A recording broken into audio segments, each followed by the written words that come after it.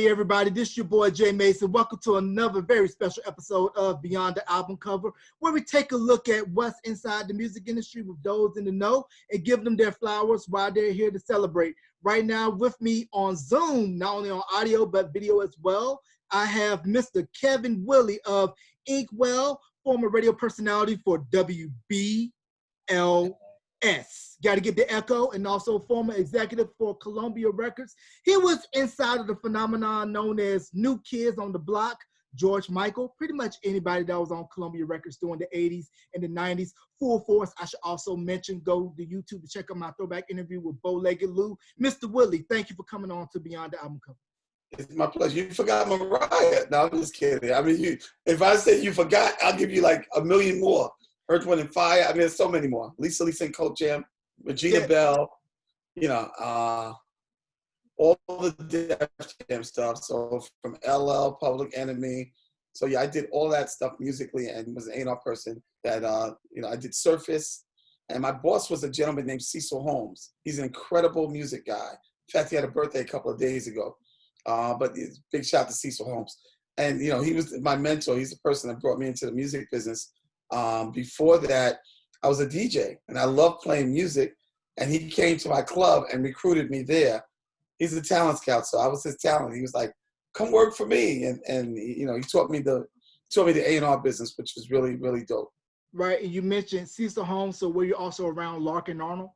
Of course, I was around Larkin. Yep, Larkin was an amazing character as well. Now, what happened with that was Larkin was leaving the company when I was coming in. So he was at the tail end of his career in the music business then. And he went back and started working with Clarence Avant. And so, yeah, Larkin was the man, though. Yep, Clarence Avant, for those of you that don't know, the black godfather of the music industry. Pretty much everybody in the industry has had a Clarence Avant story, whether it be from Bill Withers, Dennis Coffey, Jamie Lewis, LA and Babyface. And he's from my neck of the woods, North Carolina, Climax, which is outside of Greensboro, but was raised in New Jersey. So if you have not seen the Black Godfather documentary on Netflix, check it out, know your history. So where did your love of music come from, and what was the point for you that said, not only I want to get into the music business, but also radio, working at a little radio station known as WBLS under the mentorship of the late, great Chief Rocker, Frankie Crocker? Rest in peace. That's my man, my mentor. Okay, so here's what happened for me. I caught the bug. My sister, here's what happened. My dad bought a stereo system for my sister who was going away to college. So she left for college in, I guess, you know, August. And in September, my dad brings a stereo. He said, this stereo is for your sister. Make sure you take care of it. So, of course, I decided to play with the stereo. And he had records, but then I started buying records. And I would listen to Frankie Crocker on the radio. And then every record he would play, I would try to match the record that he's playing with the one I'm playing. So I went and bought a copy. So let's say it's, I don't know, Earth, Wind, and Fire. That's the Way of the World. I would try to match That's the Way of the World on the radio with my song, with my vinyl record. It was crazy. Of course, back then the needles moved over and went down. So by the time you got to the record, it wasn't in the right place. But I tried it. It didn't work. I realized I needed a manual turntable. So kept playing with it, trying to switch manually between the phono part and the radio, trying to match it. That was my first attempt at mixing. So after, you know, let's fast forward a couple of years later, I guess I was around 17, I finally got a turntable. I had a turntable, no mixer. So I used the turntable. It was a manual turntable. And I used it to then match the radio with the song. And I was able to speed it up with my finger and try to match it. And I was like, I did it, you know. So that was my first desire to play music.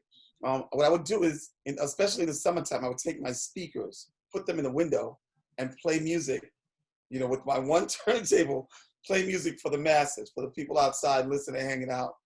And I did that for a while, for about another 9 months, until I finally got a mixer and another turntable. That was my beginning. You know, that was the summer of, I think, 1975. Well, so this is right around the beginning with the park jams and everybody making the bootleg cassette tapes. Having in the beginning, do not copyright. You know who you are. If I catch you selling my tapes, it's going to be a violation. It's going to be on. Yes. Those are the days. And Spoolie G and Disco King Mario was a DJ who played in the parks in the Bronx, New York, where I grew up. I grew up between Bronx and Brooklyn. And Disco King Mario was the hot DJ back then. He'd play in the park, and I'd listen to him and be like, okay. He basically played a lot of breakbeats. He played songs. And him, like he was the master of the breakbeat. He would play the song, but then when you get to the break part, he found a way to extend it. And that was the thing with Disco King Mario. He would extend the break of songs, go from one break to another break. So that sort of influenced me musically. And then, of course, the great Chief Rocker. What made me, when I graduated from high school, I then decided to go into college and work in a college radio station. Again, because of my love for music and my desire to be a radio announcer like Frankie. That was the beginning of it. So I went to college radio. I started as a radio air personality. I developed all the way up to station manager.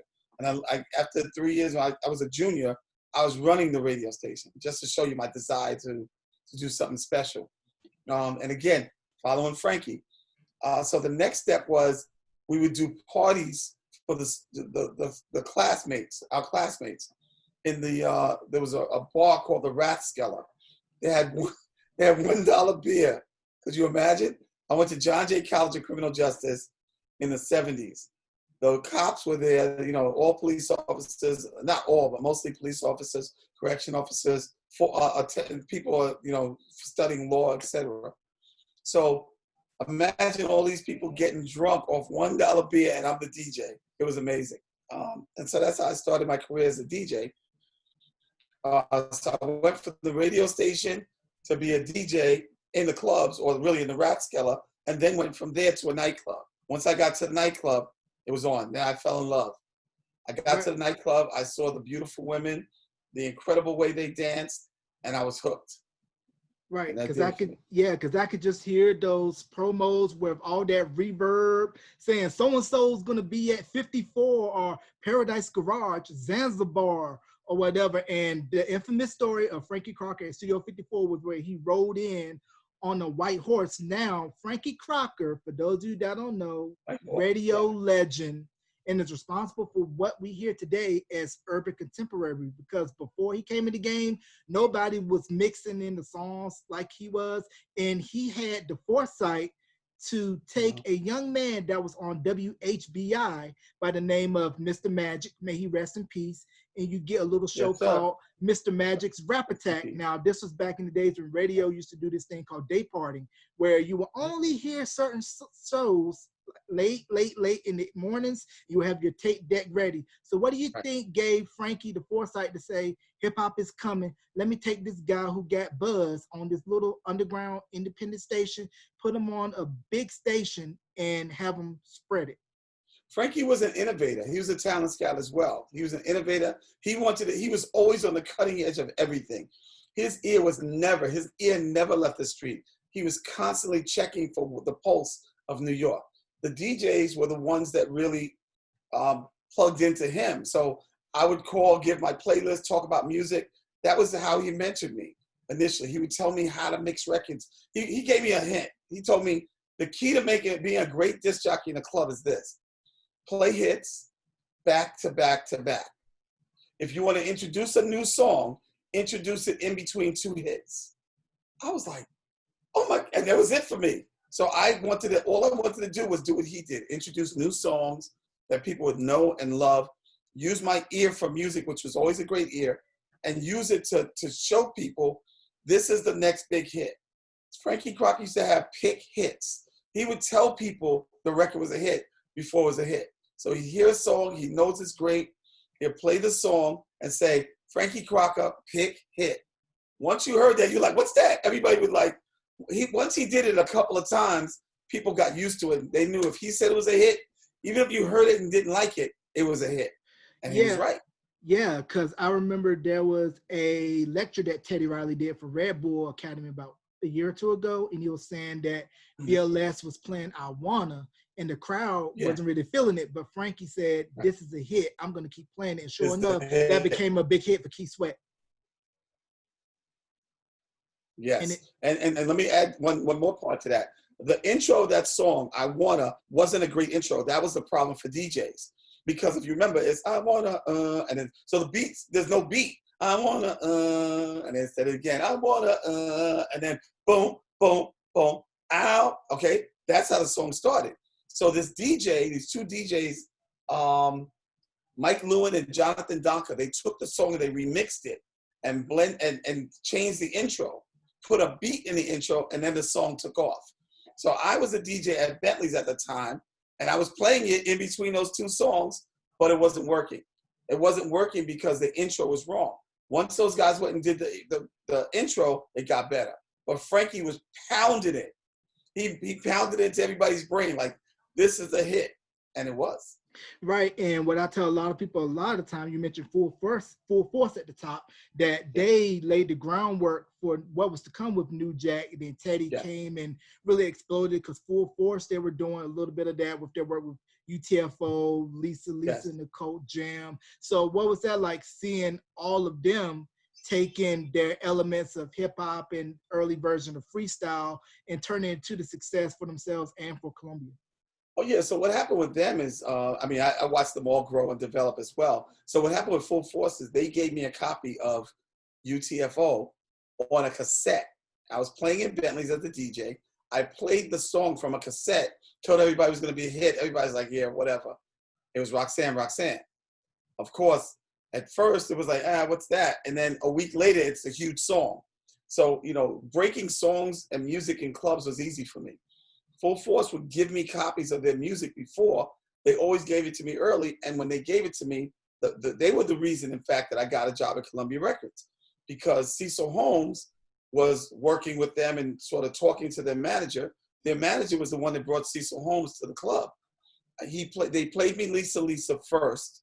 It was on, they gave it to me on vinyl. It was an international record.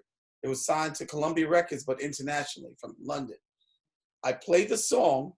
It was amazing to me. Once I heard Home, Home, Home, Home, that was it for me. I played it and I was like, but I only have one copy. You got to give me another copy. So they went and got me a second copy the next week and started playing it. That second week is the week Cecil Holmes came to the club and met me, and I played the song for him. He said, I like it. So that was my intro into the record business. I went back on Monday that next week and met with Cecil. He not only said, I'm going to sign the record, I'm going to sign the record, it's going to be your first signing, but also he said, I'm going to hire you as an A&R person. You're going to be my scout. You're going to be my talent scout. You're going to work directly for me. And that's how I started my career as a DJ, as well as, I'm sorry, not as a DJ, as a record executive. Cecil Holmes sort of brought me in and taught me everything I needed to know to be an executive. Wow, so you kind of sort of got like the fast pass treatment, where instead of doing like the mail room and work your way up, you kind of got fast tracked. Right, I got fast tracked because I had ears, which thank God I still have, because I can hear a hit before it's a hit.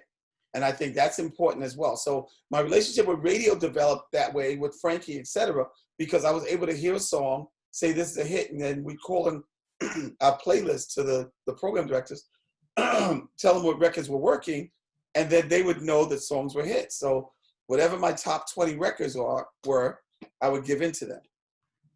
As I grew and developed my stature as a DJ as well, Billboard magazine had a point system that they attached to certain DJs.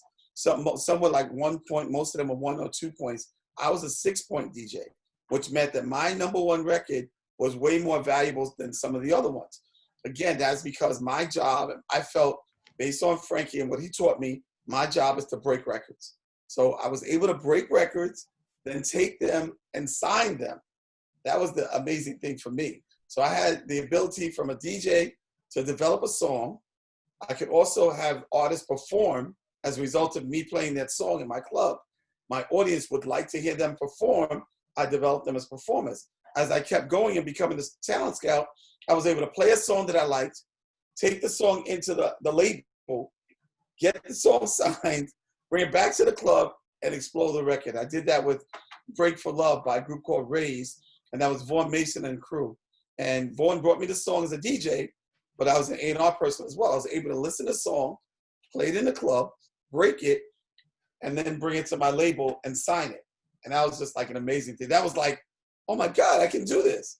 So I can hear a record, find it, play it in the club, then take it, sign it, and have it explode.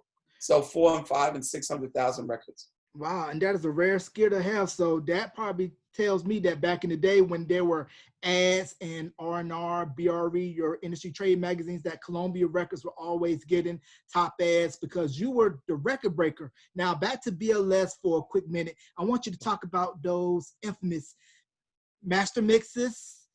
And this was back during the days where DJs would take a song that was hot at the time, do customized mixes, customized blends, and one of the premier master mixers that was featured on WBLS a whole lot was a man by the name of Mr. Shep Pettibone.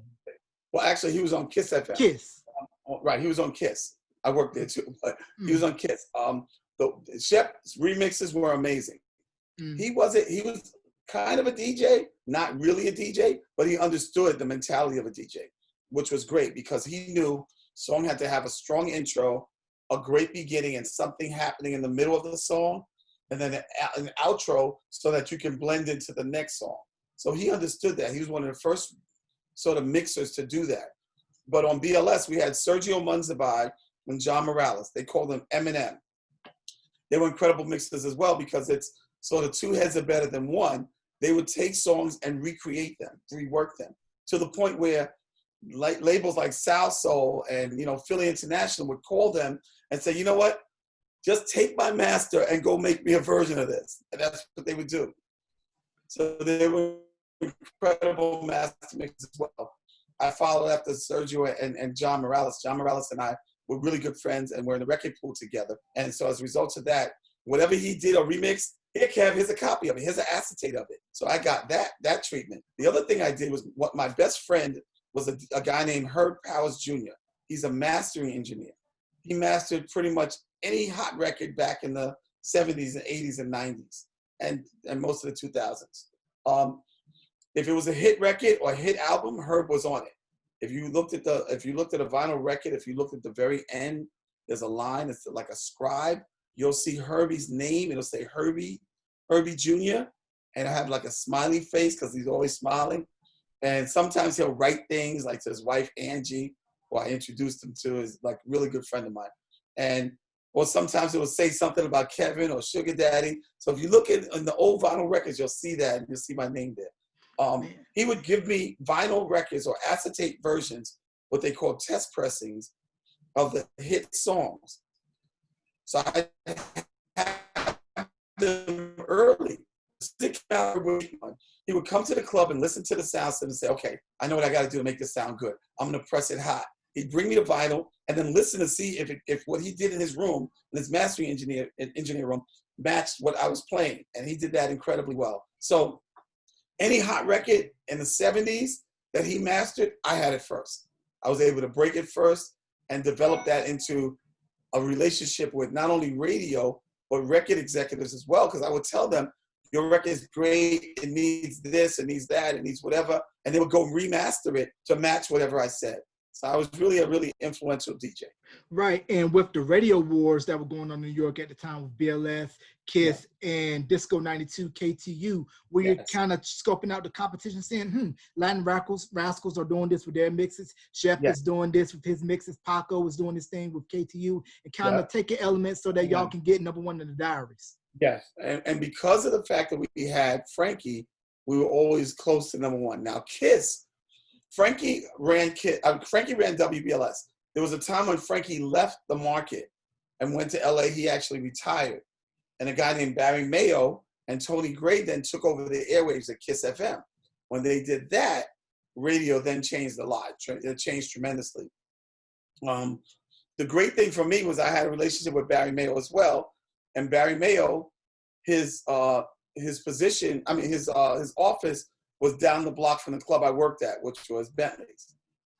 We were on 40th between Madison and Park, and he was on 40th and Broadway, so about 4 blocks ahead of us. That's where he was. So he would always come back and forth and say to me, okay, what's hot, Kevin? And I'll tell him a record that's hot, and then he'd come to the club, take the acetate, if that's what it was, go back and press it, play it, and bring it back to me.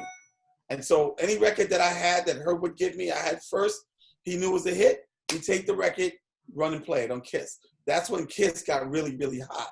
Kiss was on fire because they always played the music first. There was no Frankie Crocker. You know, we had a different programmer. It made a lot of difference. Right. And what other cities and states did with their stations was they followed New York's lead, where if New York's playing it, we're going to adopt it and put it on our playlist as well. Correct. The program directors, especially with Tony Gray, because Tony Gray was not only a program director and like way ahead of his time, he would also influence other people. So when he played on Kiss, other people in other markets, he would actually tell them, this song's hot here. And I'm doing an interview. Sorry about that. So he would tell them that, you know, this song's hot here in the New York market. And as a result of that, they would then play it in the other markets as well. And I'm sure a lot of industry secrets were traded during those conferences like BRE and Jack the Rapper, because I got the book for Jack the Rapper, and some of the stories I heard in there, I was like, man, if walls could talk in those hotel rooms. Those are the days. Those are the days, man. We had a lot of fun. I'm not gonna tell any stories about Jack the Rapper conventions, though. Right? Don't. The statute of limitations are not up yet, and we don't want to incriminate the innocent. Wait, let me tell you one funny story, though. Well, I'll tell you one funny story. I can't. It's X-rated story, so I'll try to clean it up. Luke, this is when I was at Atlantic Records at that point. Luke decided that he was going to do they would have like suites and different. So like some guys like Luke would get a suite, and he'd get like a big room in a hotel, like a ballroom, like, and he'd rent out the ballroom. We'd have a convention, he'd have a party, he'd have some food there. And then he said, okay, turn the lights off, turn the music on. I'm gonna put some girls on stage. He'd get some girls on stage, and then he would say, the first one to do such and such to him, I'll give you $100. And that was on after that. And people, y'all can use your imaginations, figure out what that something is, doing a little strange for some change. Now, I read in the Jack the Rapper book that New Kids actually performed at Jack the Rapper. Now, you being at Columbia during the time when they were signed, from you, what was that like, seeing their phenomenon when they were originally signed as an R&B group, and then that shift over to being marketed as a pop group? Okay, so here's what you got to know. I was working for Cecil, and so Cecil was the impetus behind New Kids. They wanted them to be the modern day Michael Jackson, the Jackson 5. The first album didn't do what they thought it should do. So normally what happens with a group that's new, they get dropped. We felt like it was important to keep going, so we continued with the second album. We recorded the second album. Please Don't Go Girl was a hit. To me, it was like, that's the single. So Cecil asked me, what's the single? And I said, Please Don't Go Girl. He said, why? I said, because it sounds like he's like a little Michael Jackson. And he's like, okay, if that's what you think, let's go with it. So then we went to the marketing department. Columbia had a lot of weekly meetings. And so we called it the label meeting. So we'd have a weekly label-wide meeting. So we played the song, and the response was like, okay. And we were like, this is a hit. And they were like, okay, not sure, but okay, all right. So they weren't that sure. One program director on the pop side, though, said, you know what? There's a station in LA, I want to just send it to them. I'm not sure I like it, but I'm not sure. I'm going to send it to them. I'm also going to send it to an urban station, BLS. That record took off in BLS and took off in that LA station. So much so, it was #1 phones in LA and hot in BLS. The rest is history. That record took off. Now, what we did with the first album is we re-released it. Most labels would never do that. After the first single started getting hot, we re-released the second album.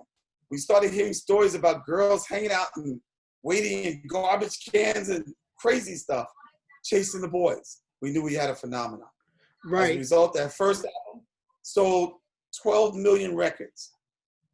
Just to show you. The second album, I forgot the number, but it's like at least 15. The records took off, they exploded. So to me, it's like Columbia was a hot label because they made the right decisions. That label-wide meeting allowed us all to sort of express our real feelings about music. Yeah. And they listened. Yeah, because I when we previously set up this interview, I told you how I interviewed both Danny and Maurice, and how Danny was saying that the first version of the Please Don't Go Girl video, Maurice paid out of pocket for that. I think Larry Wu, that was the house that they used for that video. He managed Finest Hour, and that video was submitted to BET. Then the pop phenomenon took off, and it was around this time they were doing Apollo, Soul Train, because Maurice's connections in the urban world because of New Edition. And then there's a video, I don't know if you've seen it, it's on YouTube, where they were performing at this nightclub in Boston, and they were all wearing matching Jordan tracksuits. And it just goes to show how once they got to selling out stadiums, it was easy because they earned it the hard way. Exactly. They worked at it. Those kids did everything Maurice said to do. Anything he thought of, and Maurice is a very creative man. Whatever he thought of doing, he made it happen. And he knew how to dress them. He knew, he was burnt from New Edition, as you know. So his thing was, he didn't sour grapes, get angry. He went and made it happen again. He's like, I'm going to do it again. And that's what he did. Right. Talk about having lightning striking the bottle twice. And then also, Colombia was super white hot because you had this little guy from across the pond by the name of George Michael. And when Faith came out, it was a multi-format hit, got play on AC radio, top 40 radio, urban radio, because I can remember his videos getting heavy rotation on Video Soul, and he won 2 AMAs for Best Male R&B Artist and Best Male R&B Album of '89. But unfortunately, it was a backlash at that time when he won, because some people felt like, how come he's winning our awards and this is supposed to be for us? Well, I look at it as music is colorblind, knows no color, especially artists over in the UK. They revere and love US R&B music. No doubt about it. I think what happened with George is, of course he came from a popular group and everybody knew that, but Wham. Right, from Wham, correct. But George himself was a very charismatic artist. We also, speaking of Chef Pettibone, we commissioned him to do the remix on a song called I Want Your Sex, which was a huge song internationally. It was huge. And then on the other side was another song, I can't remember the name of it, but it was a remix that DJs and on black clubs would play a lot. Was it Hard Day? Say again? Hard Day? Hard Day, that's it, Hard Day. That's right, Hard Day. So let me tell you, Shep Pettibone made those records work. He was an amazing remixer, he really was. And then what was amazing about that record was Jam and Lewis did a remix for Monkey. Yes, they did, that's right, I forgot about that. You're absolutely right. Right, and then I had read in an interview that Jam and Lewis said that George Michael was inspired to get them to do the Monkey remix because he heard the Cool Summer mix that they did for Nasty for Janet. Yes, Janet. Oh, remember how hot Janet was? Jam and Lewis was on fire back then too. Right. And going back to George Michael, what a charismatic individual. Like, he had so much charisma. It was dripping off of him. And people loved him. And yeah, there was a backlash. I do remember that there was a backlash because they felt like the pop artists should not be getting urban rewards because it wasn't happening in reverse. And I understand that, but I look at Hall & Oates as just as much an R&B group as they are a pop group. So, it's not so much the color as it is the influence of the music and what they were trying to inspire. Hall & Oates music, just like George Michael's music, is urban music. You can call it pop because he looks like a pop artist, but it's really urban music. Right, definitely that. And the one thing that I appreciated about going back to New Kids was that they always made acknowledgement that, hey, we love R&B. We're not ripping off R&B music. New Edition paved the way for us. And we want to include more R&B, even though our bigger hits were more poppy. Right. It was natural for them. They were urban kids. They were, they weren't suburban kids. They were urban kids, and they were influenced by that.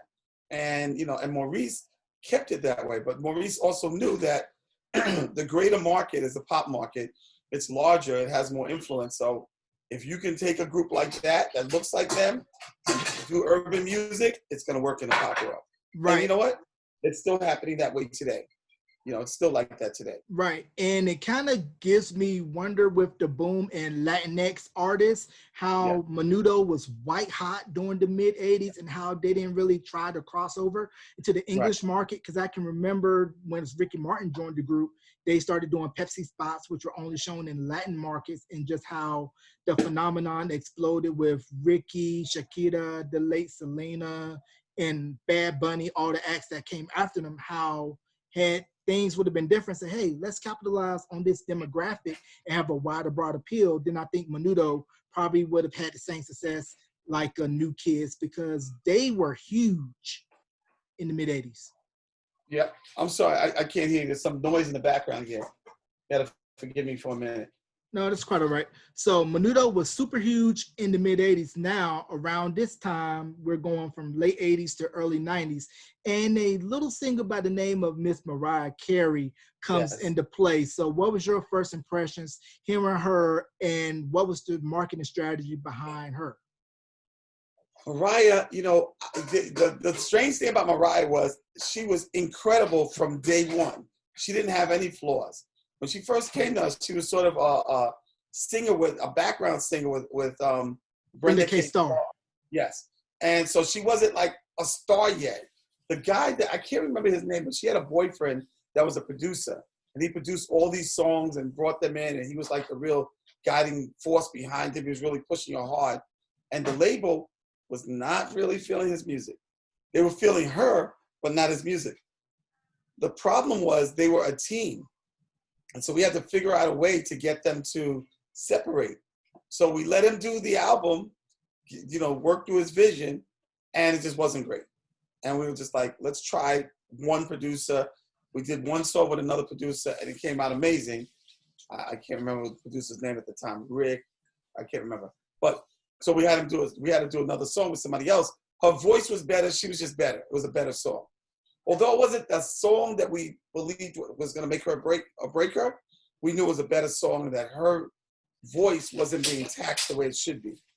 So then we said, okay, let's try to take some chances with her and do some other songs.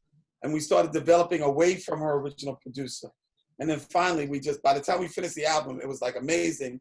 And he wasn't even involved in it. And, You know, sometimes an artist has that something, and you know how to get it, but that person can't bring it out of them. So Mariah was a project that took a long time to put together. Once we nailed it, we nailed it. yep. Once you heard Vision of Love, you're like, that's it. That's it. You know, Yep. that's her. That's what she needs to be. Once we got to that, it was like, yeah, the rest is history. Yep, like you said, the rest is history. Mariah, one of the top selling female artists of all time. Christmas song gets played every year. Ka-ching, ka-ching, Money in the Bank. So now with the marketing strategy with Mariah, was it kind of the same approach that Clive had with Whitney and Arista, where her sound was urban, but we're going to put her more pop? And then as we saw later in Mariah's career, she started getting more urban in sound once she did the Fantasy remix with ODB and then later on.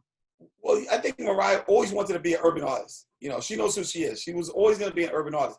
But we knew that the marketing for her could be pop and huge. And we were like, let's focus on great songs. Forget about the, you know, what they are, if they're going to be urban songs or pop songs. Let's just find a bunch of great songs and develop them into whatever's going to work. And that's what we did.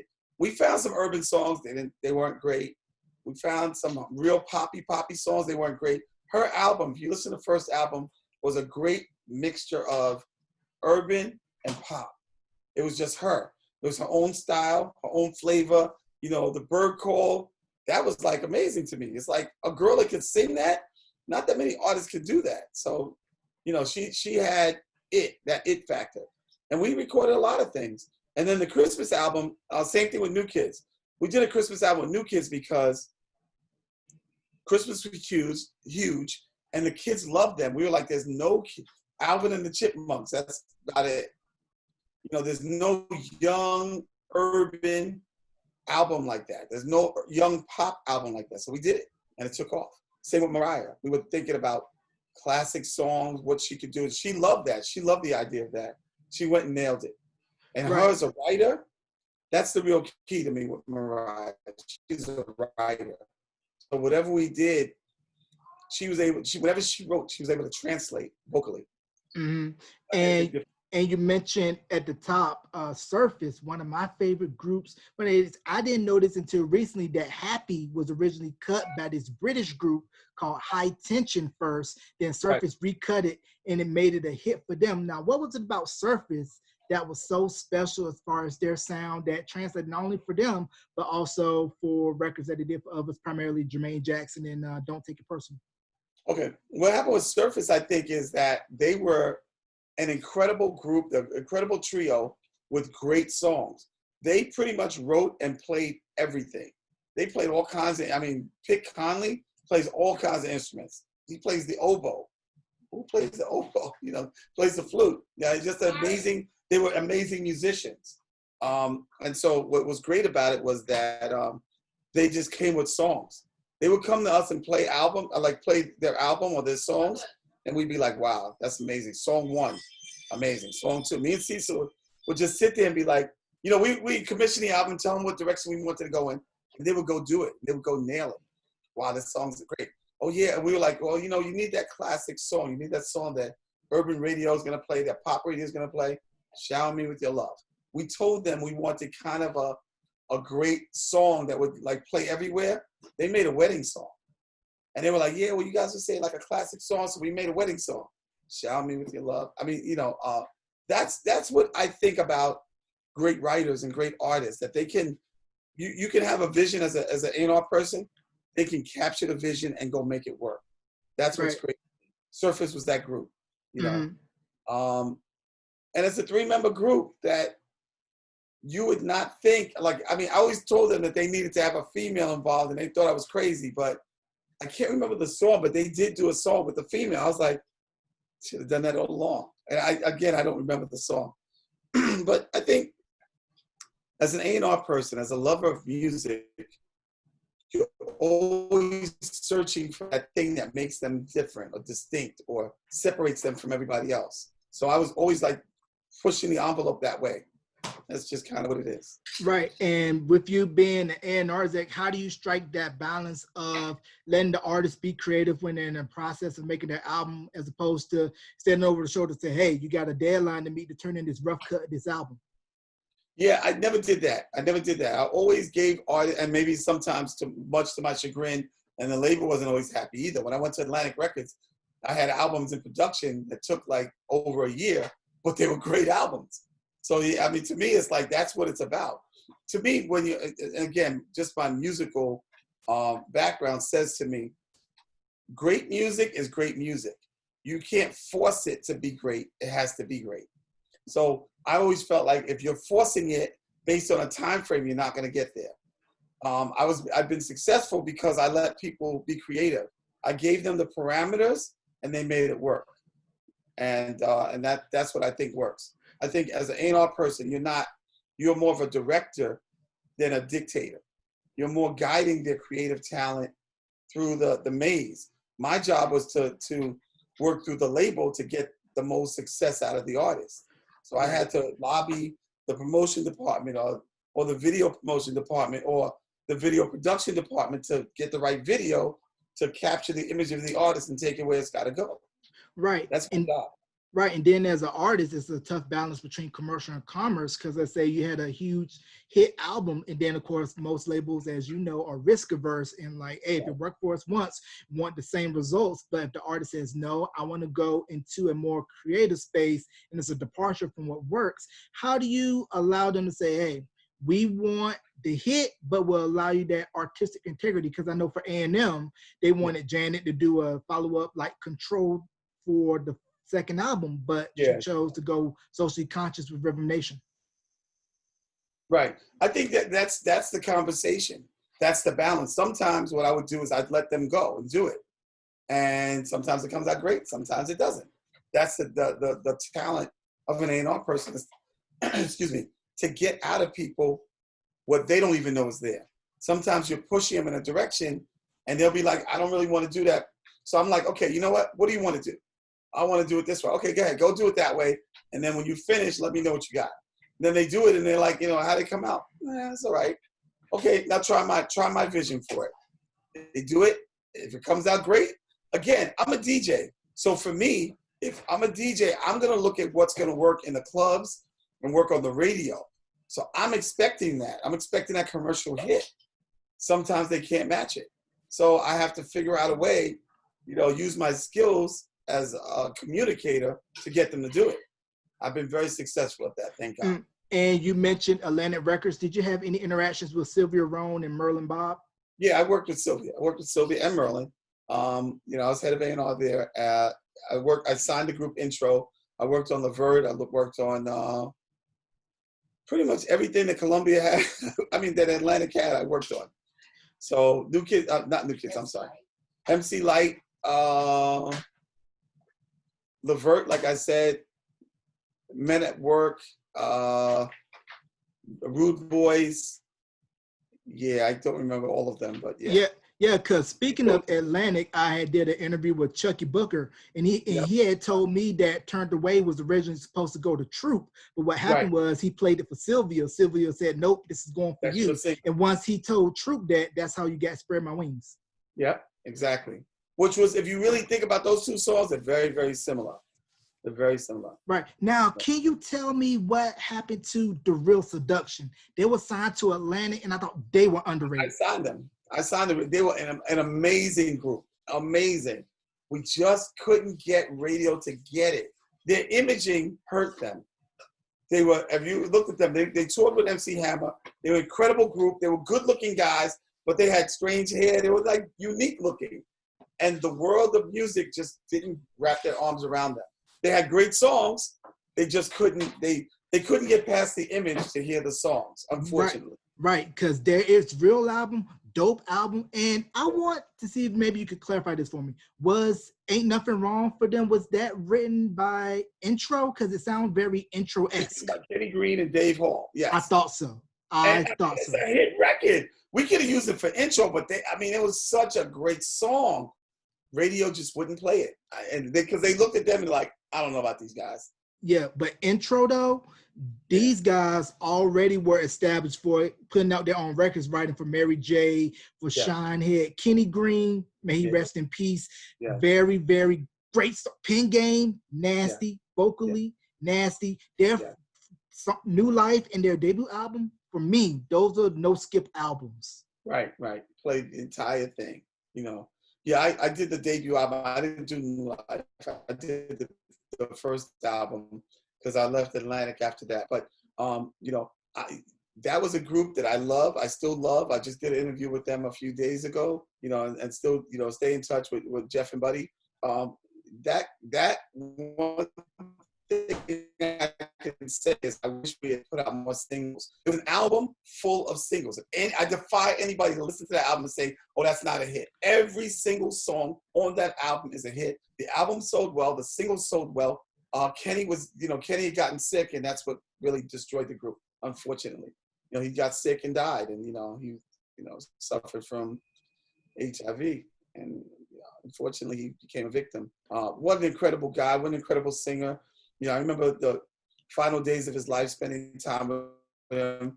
I remember I used to he was in like a rehab place, and I would go with my daughter and hang out with him. I would rub his feet, and, he was always saying, my feet are so dry. Nobody wants to touch me. And I was like, I'll rub your feet. He's like, you will? I'm like, yeah. They gave me this lotion to put on it. And it's like, when people are suffering that way, nobody touches them. And you don't think about that. And to me, it was like, I'll touch him. I just didn't expect that he was going to die. I just didn't. And it was so sad to me. It's like, wow.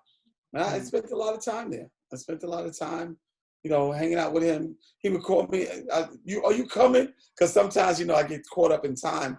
Are you coming today? Yes, I'm coming. What time are you coming? Well, Kenny, about an hour from now. He said, okay, when you come, I want some shrimp. Okay. How you want your shrimp? I want fried. You want fried rice? You want shrimp? No, I want fried shrimp. Yeah, I want rice too. You do that. And I just bring it to him. And, the final days of his life was good. It's unfortunate, though, that we lost him. And I think the impetus for the albums was all three of them. It wasn't just one person. But I think after he was gone, the whole vibe left. You know, I think the guys could have continued, but I think the vibe left. And I always wondered what would have happened if Kenny lived. He'd be a superstar right now. So would the rest of the group. Right, because I know just recently, a year or two ago, Dame Lillard, he put out a track with sample "Don't Leave Me" from Intro, and I was like, yo, that's crazy. I mean, the album came out in '93. I was 8 at the time, and I remember seeing "Let Me Be the One" and "Come Inside" in heavy rotation on video. So, of course, the radio edit, of course, they didn't play that full, long conversation at the end. But once I got older, I knew what that meant. But was there some acts that you had a chance to sign that you passed on and later became superstars? And you're like, man, the one that got away. Not too many. The one that got away was Jay-Z. That was the one that got away.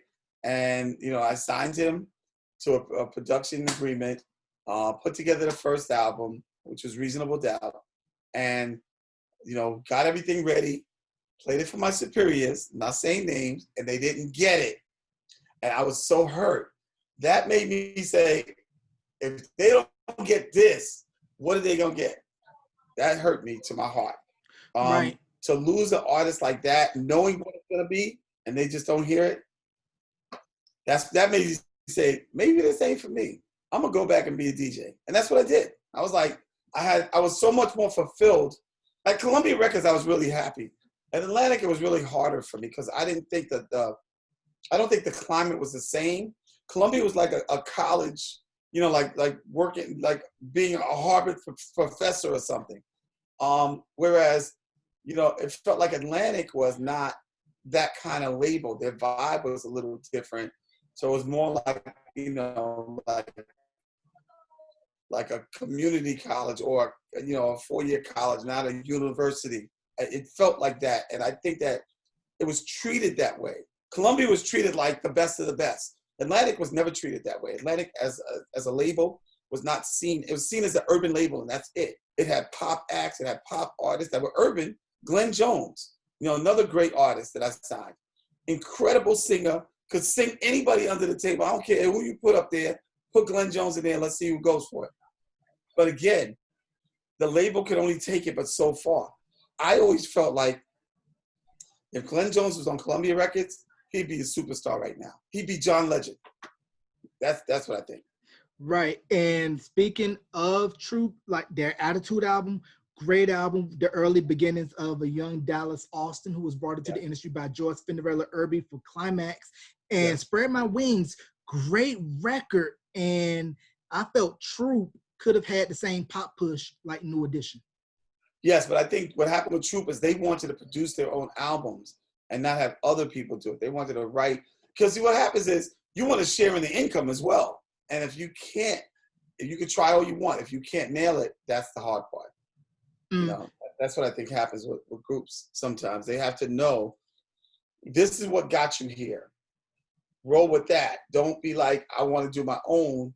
You can't always, sometimes you can, but you can't always turn your back on what got you there and just say, okay, well, that was great, then let me do that. And this is always the album, the situation with artists. The second album doesn't match the first one. Because the second time they're like, well, I did it for you, now I'm gonna do it for me. And that's what I think happens. I think Troop is an amazing group. I think still to this day, they can sing their butts off. But I just think that when it comes to the creative thing of album making, it's really hard. And it's not new. Berry Gordy went through it too. You know, Berry Gordy hated Marvin Gaye's What's Going On album. Hated it. Thought it was never gonna hit. Didn't like the fact that every song went into each other. Right. That was the genius of Marvin Gaye. You know? Right. So sometimes it works that way too.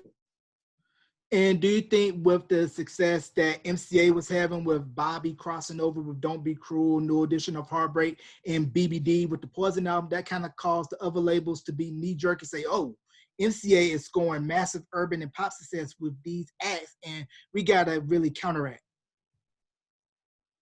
Yes, but what happened, I think, with them is they went LA and Face crazy. Jam and Lewis, LA and Face. Jam and Lewis, every album was those guys. So, of course, you're going to be able to have that success when you have the best writing teams in the world writing. So I think the labels tried to compete, but I think we were competing the wrong way. So, you know, as I look back, you know, hindsight's 20/20. I think like what we were doing with Intro, was so different from what Bobby Brown was doing and BBD was doing. We had our own lane, and we were in our lane. And at that time, we were like 18 or 19 other male groups out there. So we had to find our own niche and live in it. And that's what Intro did. What happened other than that was other artists were trying to copy everybody else. The copiers are always going to sound like copiers. The ones who are unique are going to always win. Cream always rises to the top. Right, and that I agree, because once Love Thing came out, which samples What I Am by Eddie Brickell and the New Bohemians, that was a dope record, because you never thought somebody would sample that record. And I believe Brand Nubian sampled that first was Slow Down, and it had that mashing of hip hop, but still with the melodic sounds of R&B, which was kind of starting to take shape with what Andre Harrell, may he rest in peace, and Diddy was doing over at Uptown.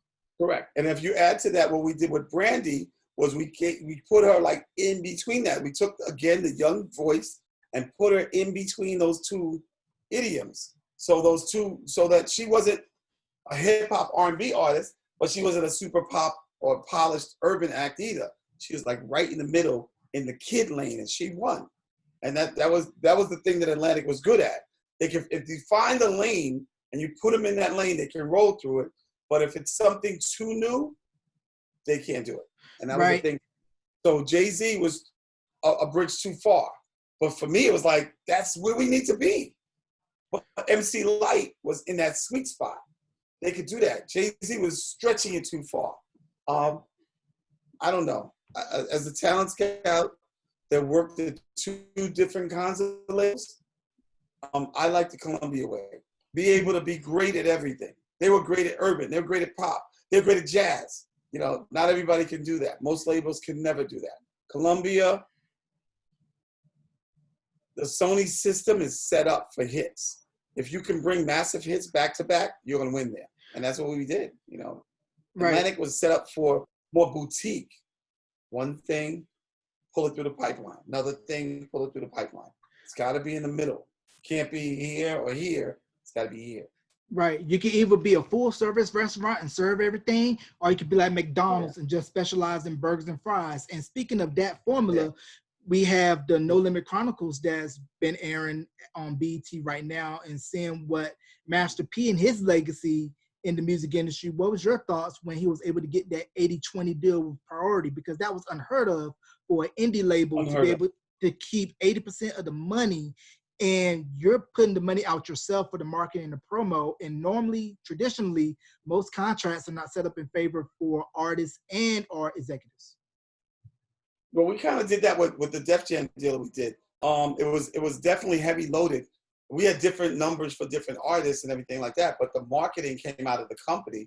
But Russell was able to direct the marketing and the promotion as much as he could. Even though we had our in-house promotion guy, he was able to have indies that could work the records separately, build the buzz, and then Columbia could rush it through. That formula works. It worked a lot. Not everybody saw it that way, and I thought of it as an independent label. You have to do that. So I think, of course, Master P was the extreme of it. 80-20 was unheard of. But to me, that's what he had to do, because he knew how to build it to a certain level, let everybody benefit from. Take it to that level, and then you guys push it through. That's a great way to do it. And then Columbia got in the game with... Yeah, then Columbia got in the game with a young guy out of the A by the name of JD with So Def, and Crisscross exploded with Totally Crossed Out, and then later came out with Escape. So what led Columbia to say, hey, I want to take a chance on what this guy out of Atlanta was doing? Unheard of at the time, because people still thought of the South as slow country, not really putting out any substance. And as we see now, the South is pretty much on top of everything. And we have JD. That whole situation came out of a deal that I did with two guys, Joe Nicolo and his twin brother Phil, and Chris Schwartz. They had a label called Rough House. Out of Philly. Out of Philly, correct. So that was the deal that I put together. And that deal, of course, JD came from that. Crisscross came from that. The Fugees came from that. And so, to me, the great thing about the label and the working there was I was able to tap things that I thought would work. My boss at the time, Rick Chertoff, was like cool with Phil Niccolo. And he was like, yo, you need to talk to these guys and see if there's something we could do. I talked to them. I liked them. I said, yeah, let's do a deal with them. And look what came of it. You know, so it's like, again, I'm a talent scout. I was trained as a talent scout, but my thing was, I felt that Columbia was able to find other talented people, bring them into the fold, and make hits. That's what I'm great at. That's what I did well. More at Columbia because that's the system than Atlantic because that's not the system. And that's what I grew up in that. And I if I had to choose again, I would do Columbia all day and twice on Sunday. Right. And knew how to break it no matter what it was. Right. And being at Columbia, did you also have interactions with Mr. Einer, Donnie Einer? Yes, Donnie Einer, in fact, was my boss. What happened is, so it's sort of a story about that. When Cecil and I were working the label, we had a lot of success with New Kids and Surface and Full Force and Lisa. And then the company heads took over. Tommy Mottola came in to run the whole label. We thought he was coming in as president of Columbia, and he became president of Columbia. And then soon after that, he became chairman of the whole group. It was like, what? So out of nowhere. And so he brings in Donnie as president. And that was kind of a head twister because we were rolling, we were good, we were successful. Didn't matter to us. We had collectively between Cecil and I, the most successful artists on the label. So we were like, we're good. Donnie pushed a lot. He pushed me on Mariah. He pushed a lot on New Kids on that Christmas album. He was like, let's make it great. He was a great guy. Donnie was great. He pushed hard. Mm-hmm. So what was it about the industry during that time where it was kind of like a dark shift when Death Row and the West Coast was really starting to take heed, because once Suge came to the picture, it kind of brought the street element into the business. While it was stories of, mob guys in the industry, roulette records and all of that stuff, it was just out in the forefront with how Suge did things at Death Row. They were all there. It's no different. It wasn't different. It wasn't different from, I'm not gonna start saying names, but it wasn't different from Roulette and what they did and what Suge did. The difference was that Suge had a different kind of swag about it. He wanted it known, whereas the other cats were like, keep us in the background. We're here if we need to be here, but keep us in the background. So right. That's the difference. I think Suge wanted people to know where he was with it.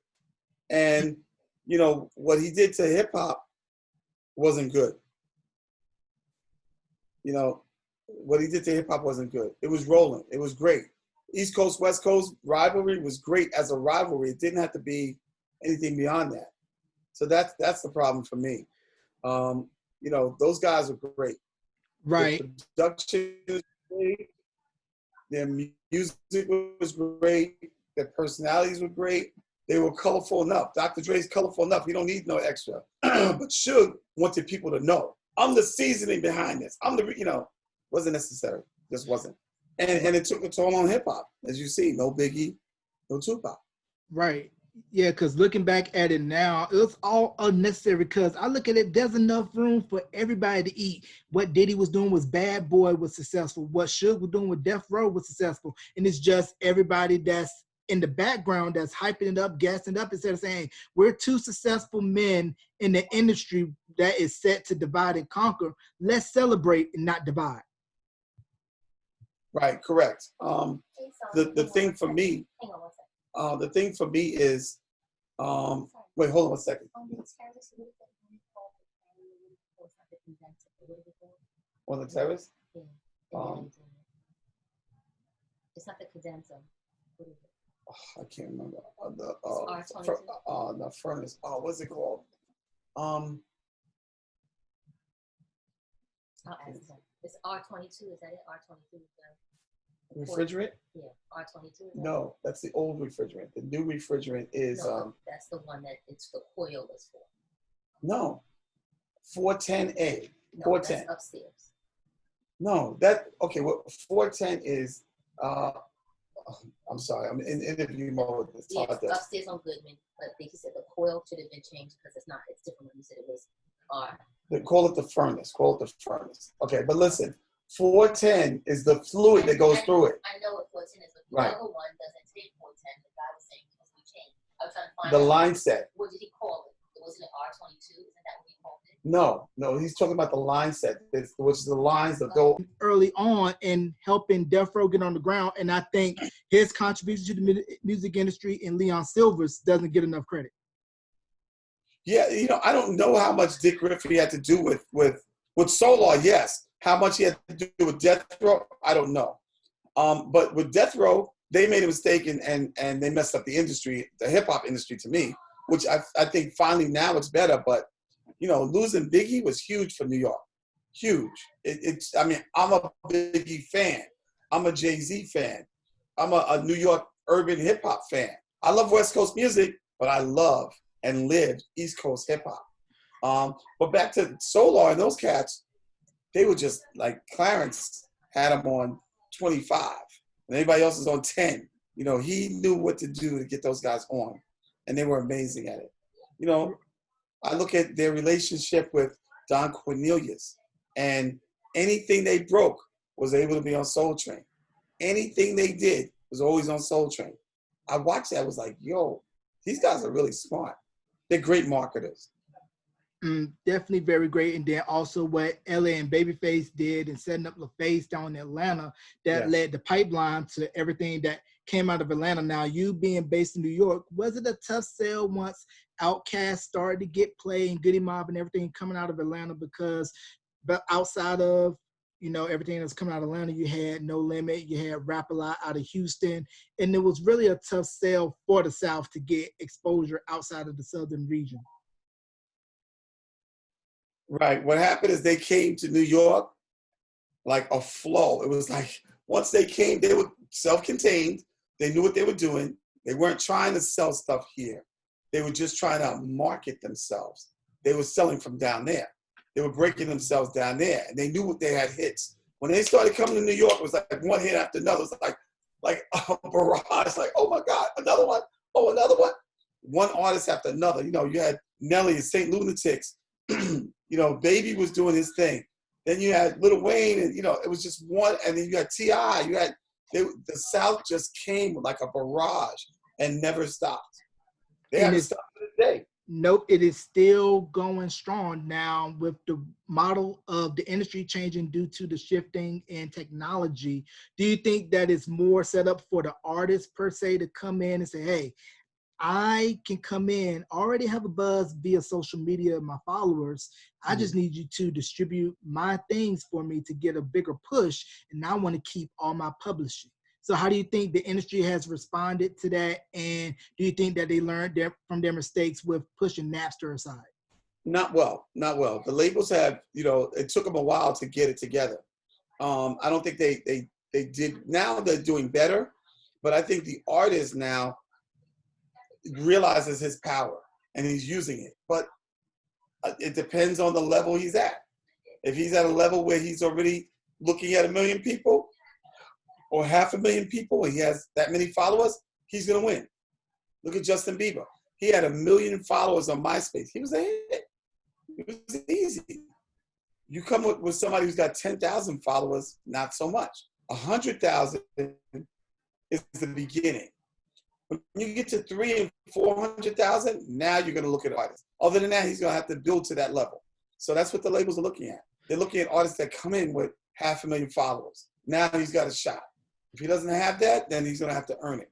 He's not getting his publishing. He's not getting, his masters. He's not. If he gets his masters, he's got 500,000 followers. If he gets a deal like that, then you. Right, and this was back in the days when you had artist development. Now you're ready. Right, and this was back in the days when you had artist development where you had to develop yourself before you can be able to go out on stage and do your shows. And it seems like now labels want you to already come in with buzz already developed so they could just send you out. Self-contained, right, because now the labels are more distributors than anything. And they're going to take money from your streaming. They're going to take money from your publishing. They're willing to share it, but now they're taking some. They're not just letting you, keep your money, keep your masters. They're not doing that. You have to earn that, which is harder. It's harder to do. Right, because I did an interview recently with a session musician. He told me of a songwriter who shall remain nameless, had a big song that got over 2 million streams on Spotify, but the ASCAP check was only for like 5-6K. That's how it is. That's how it is. Those streams are everything, but they're nothing. You know what I mean? They're everything. You don't get the revenue from them. It's really hard. It's really, really hard. This is harder now to me than it was before. This business is definitely tightened up a lot. The labels made mistakes too. Labels have problems. They made mistakes. So I would think that the most important thing an artist could do now is develop your social media relationships and your platform. Develop that first before you even get your hits. Develop your social media, get people to like you, then come to the label. This is what I have. This is who I am. This is what I've done. These are my songs. Come that way, because that's how you're going to get a deal. Other than that, it's not going to happen for you. Right. And last question before I get you on out of here. How do you think that the concert industry will bounce back once after COVID is contained? Because we've seen a loss in revenue for the concert season, tour promoters out of work, lighting rig, everybody behind the scenes out of work. And it's pretty much like, if my money comes from touring, I can't tour right now. Do you see maybe in 2021 a little bit of a bounce back, or do you think it'll take a little bit longer than that? Well, I'm a nightclub owner, so my background is nightclubs. And I market and promote events as well. So I would say that 2021, mid to end of the year, is a resurgence. Only if there's a vaccine. If there's no vaccine, then it's 2022, because then COVID will be completely gone. It's not going to last forever, but it's going to last a long time. I believe the vaccine is going to come probably at the end of the year, beginning of next year, and people will feel the confidence again to start coming out. Broadway is smart enough to shut down. Follow them. When Broadway reopens, we're reopened. Then everything comes back. Until that, you can forget it. Yep, you can forget it, and then there'll be virtual parties, and hopefully if you're a DJ, don't have your stuff get zapped online. Now, do you have any shout outs you want to give before we conclude this interview, and also plug your social media? Yeah, of course. Let's see. Of course, I'm Kevin Sugar Daddy Woodley. Sugar Daddy's my DJ name. Kevin Woodley's my name, so Kevin Sugar Daddy Woodley. Instagram is Sugar Daddy the DJ. Also, Instagram is The Inkwell NYC. Okay, so that's The Inkwell NYC. Let's see. DJ Sugar Dad at Gmail is my email. Facebook is Kevin SD Woodley. That's one page, and Kevin Woodley is the other. Kevin Woodley's full. Kevin SD Woodley is half full. I'll have a third one by the top of the year. Yeah, pretty much that. So I do a live broadcast every Friday between 5 and 7. Live, from on my pages. I have usually about 10 streams going at the same time. So yeah, that's me. All right, ladies and gentlemen, look at him, look him up on all his social media, stay informed, stay in the know. This interview will be available on most streaming platforms, Anchor, Breaker, Spotify, Stitcher, TuneIn Radio, and the video will be available on YouTube. Just go to youtube.com/J85. Ladies and gentlemen, from Beyond the Album Cover, Mr. Kevin Woodley. Kevin, thank you so very much for coming on to the podcast, sir. Pleasure, my brother. Kevin Sugar Daddy Woodley out. Thank you. Peace and love, y'all.